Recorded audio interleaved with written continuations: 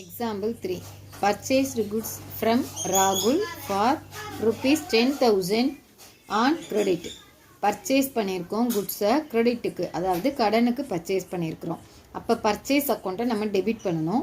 கேஷாக இருந்தால் கேஷ் அக்கௌண்ட்டை நம்ம கிரெடிட் பண்ணுவோம். இப்போ வந்து யார்கிட்ட இருந்து வாங்கியிருக்கிறோம்? ராகுல் கிட்டேருந்து.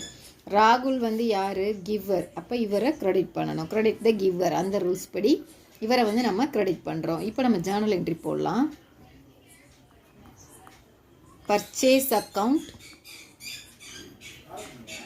டெபிட்டு. எவ்வளோ அமௌண்ட்டு? 10,000 ருபீஸு.